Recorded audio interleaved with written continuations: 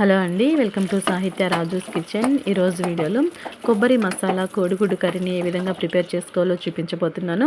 ఈ కర్రీ అయితే same chicken curry taste లాగానే చాలా చాలా బాగుంటుందండి. బగారా రైస్లోకి, మామూలు రైస్లోకి, చపాతీలోకైనా సరే ఈ కర్రీ చాలా టేస్టీగా ఉంటుంది. మరి ఈ కొబ్బరి మసాలా కోడిగుడ్డు కర్రీని ఏ విధంగా ప్రిపేర్ చేసుకోవాలో విధానాన్ని ప్రాసెస్లోనికి వెళ్ళి చూసేద్దాం రండి. ముందుగా గ్యాస్ ఆన్ చేసి ప్యాన్ పెట్టుకొని 1 టేబుల్ స్పూన్ ఆయిల్ వేసుకొని వేడయ్యాక ఇందులోనికి ముందుగా మనము ఉడికించి పొట్టు తీసి పెట్టినటువంటి 6 కోడిగుడ్లని ఈ ఆయిల్లోనికి పావు స్పూన్ పసుపుని వేసుకొని ఈ గుడ్లని వేసి ఇలా దోరగా వేయించుకున్న తర్వాత ఈ గుడ్లని ఒక ప్లేట్లోనికి తీసుకొని రెడీగా పక్కన పెట్టుకోండి. ఇప్పుడు మళ్ళీ ఇదే ప్యాన్ని గ్యాస్పై పెట్టుకొని ఇందులో 1 టేబుల్ స్పూన్ వరకు ధనియాలని వేసుకోండి. అలాగే చిన్న చెక్క ముక్కల్ని, 4-5 లవంగాలని, 1 స్టార్ అనాసాని, 10-15 వరకు మిరియాలని వేసుకోండి. అలాగే ఇందులోనే 2 యాలకులను కూడా వేసుకోండి. ఇప్పుడు ఇవన్నీ దోరగా వేయించుకున్న తర్వాత ఇందులో ఒక పెద్ద ఉల్లిపాయను తీసుకొని ఇలా సన్నటి పొడవాటి ముక్కలుగా కట్ చేసి వేసుకోండి. ఇలా ఆనియన్ని వేయించుకున్న తర్వాత ఇందులోనే ఒక చిన్న బౌల్ వరకు పచ్చి కొబ్బరిల ముక్కలుగా కట్ చేసి వేసుకోండి. స్పూన్ లెక్కల్లో చెప్పాలంటే 4-5 స్పూన్ల వరకు ఉంటుందండి. అలాగే ఇందులోనే 3 పచ్చిమిర్చి చీలికలను కూడా వేసుకొని వీటన్నిటిని ఇలాగ 1 నిమిషం పాటు వేయించుకున్న తర్వాత ఈ ప్యాన్పై మూతని ఉంచి లో టు మీడియం ఫ్లేమ్ మీద ఈ ఉల్లిపాయలన్నీ బాగా మగ్గేంత వరకు ఇలా మగ్గించుకోవాలి.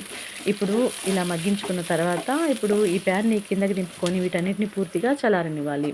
ఇప్పుడు గ్యాస్ ఆన్ చేసి స్టవ్ పై మరొక ప్యాన్ పెట్టుకొని అందులో 2-3 టేబుల్ స్పూన్ల వరకు ఆయిల్ని వేసుకొని ఆయిల్ని బాగా వేడవనివ్వండి.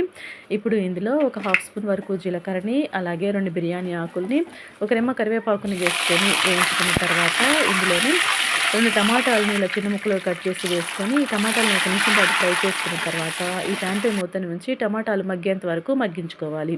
ఈలోగా చూడండి మనకి ఉల్లిపాయ, కొబ్బరి అనేవి బాగా చల్లారిపోయాయి. ఇప్పుడు వీటిని ఒక మిక్సీ జార్లోనికి తీసుకోండి. ఇందులోనే చిన్న అల్లం ముక్కని పొట్టు తీసి శుభ్రంగా కడిగి వేసుకోండి. అలాగే 4-5 వెల్లుల్లిపాయ రెబ్బలను కూడా వేసుకొని ఇవి మెదగడం కోసం కొంచెం ఇలాగా వాటర్ని యాడ్ చేసుకొని మెత్తగా పేస్ట్ లాగా చేసి ఈ కొబ్బరి పేస్ట్ని కూడా పక్కకు పెట్టుకోండి.